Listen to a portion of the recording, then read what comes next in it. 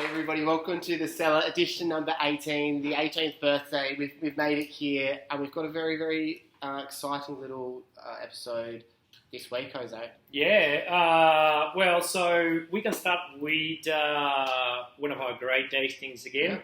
Yeah. This time we're going to showcase whiskies all around the world, non-conventional, not old school whiskey, traditional whiskey making countries. So we start with a number distillery from India. This is a cask selected by La Maison de Whisky. Fantastic bottle, cask strength and lightly peated, something that you don't normally see. It's super elegant. I mean, I guess obviously we're not used to drinking whiskey from India in our Castavinos tastings or Amrits generally, but when this one and the others came across the table, it was like we need to be able to showcase these because they deserve their moment in the light, and it just surprises me how elegant, aromatic, pretty it is. With just a light amount of peat, really well integrated. So that's an absolutely sensational bottle. The next one there is Penderyn, 17-year-old, the first Australian cask, exclusive and Australian the oldest Penderyn released to date. And fittingly aged in Australian wine casks from Rutherglen here in Victoria. So a nice sort of little homecoming for that one as well. The whiskey itself is super duper pretty. Lots of strawberries, sort of like raspberry jam, compote, and then a little bit of like this desserty note on the finish as well, like pecan pie, roasted nuts. It's really special. So that one's going to be a great one to try. Following that, a belter, always coming from our friend at the Old Alliance, a Cavalan Solist sherry cask. So if you look at the color, it speaks by itself. This is a big sherry bomb, traditional from our friends at Cavalan. Outstanding whiskey to taste. The viscosity on this is just beautiful. It's so oily and like super rich. It's an absolutely sensational dram. So those three we've brought out, we've popped in the cellar, and if you're sort of thinking maybe I would like to grab a bottle of that, but I'm not too sure because I'd love to try it first. We are doing the tastings, the whiskies of the world, so it's going to be a sensational tasting. We're also trying in that tasting the Akeshi, a 24-year-old secret Irish peated from the Old Alliance, which is going to be absolutely cracking as well, and an old Protrero, a little sort of single cask bourbon. Or rye. Rye, and emulating that sort of like old style whiskey. So this is a little bit different than the normal tastings we normally do.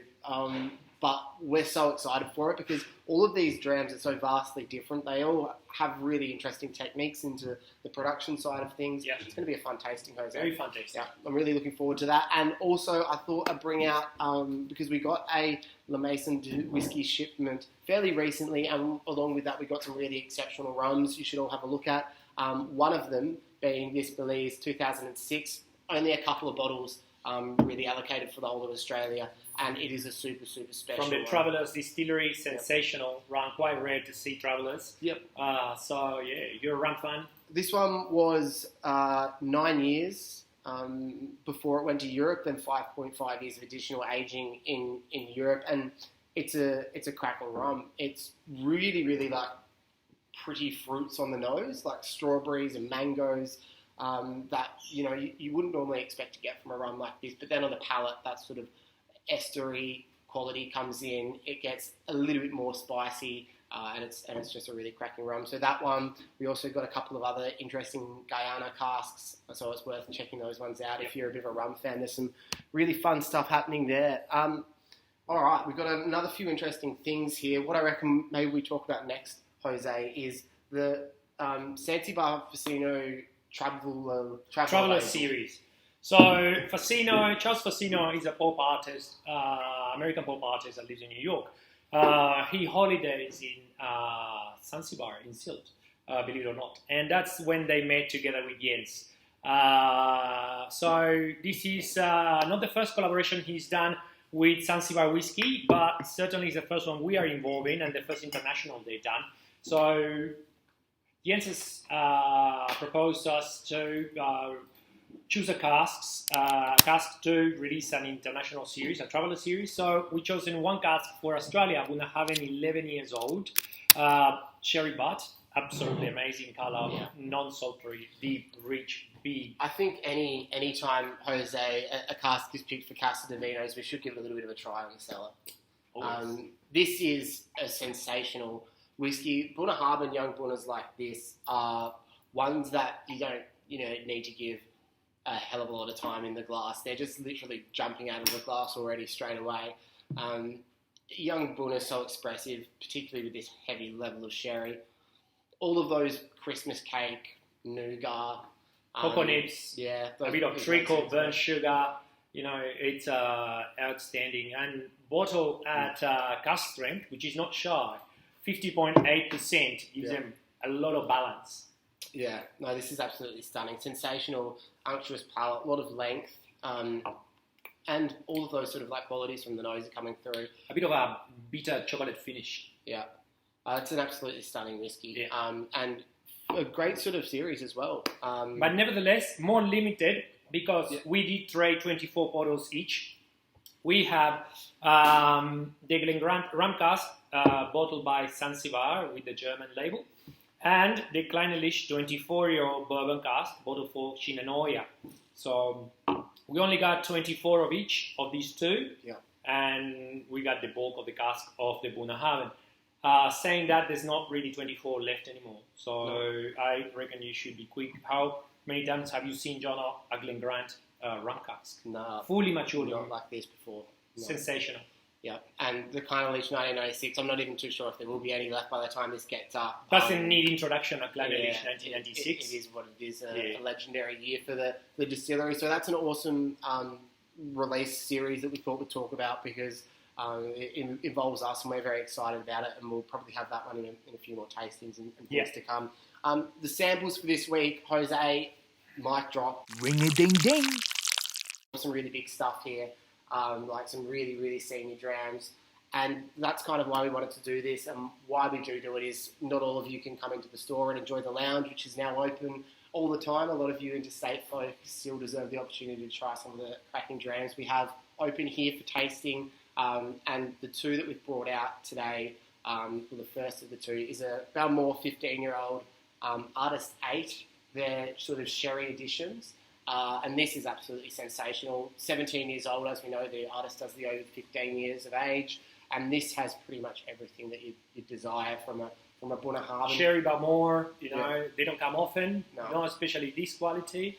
Still has a lot of the fruits of Bowmore, complemented with a backbone of big cherry, but still delicate. Super, What is not delicate is the next drum, and this one is one for the big, cherry. This Aberlour single cask bottled for the Mesa de Whisky has become almost a bit of a legendary bottling in itself.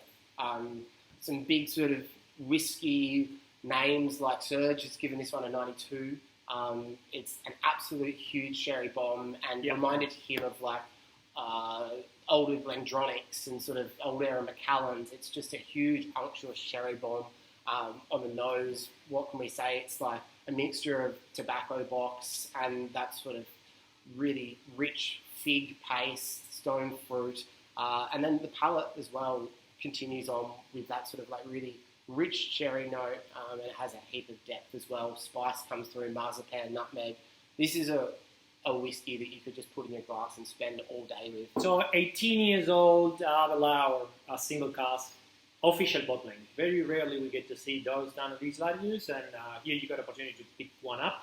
And also with the name of La Maison de Whisky on, as we know, it's almost like a seal of guarantee. Seal of approval. Yeah, that's sensational. Only a couple of samples of each of these because we want these to go back on the shelf, but we don't want a couple of you to miss out, so I know that'll go pretty fast. The final bottle, a new segment we started last week, and the Altmore sold again, just like that. So basically what we're doing is downstairs on the shelves, if there's something that's really interesting that we've only got one bottle of, we're grabbing that bottle, we're going to pop it in the cellar very briefly, and then if it doesn't go quickly, then we're going to open it up to the bar here because of the dram we'd love to have on tasting.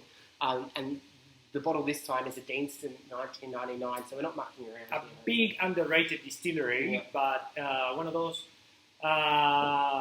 whiskies that is a bomb of fruit. Yeah, right. Apple, pear, plenty of orchard fruits in the nose with like lemon, like pith or peel, sort of on the finish in a really nice way. It's a distillery that those who know about it absolutely love it, and those who don't will probably eventually get there and have the opportunity to try or own a Deanston, which is quite rare. You know, you don't see them too often. And as a Jack Weaver's bottling with the Prenzo portfolio collection, we know that it's a bottle of good lineage. It's really, really cracking. Totally.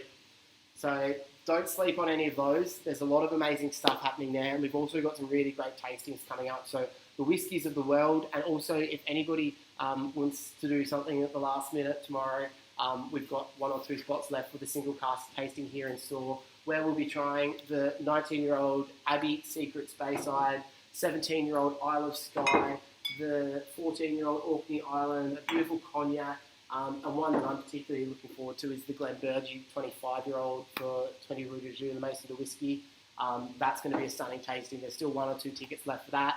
And just announced is one of the big tastings I think that we've got in the next month or so, and that's a boutique whiskey tasting, Jose, with some very special drinks. Yeah, very excited about this. We don't have the bottles yet, but we are in the process of getting them.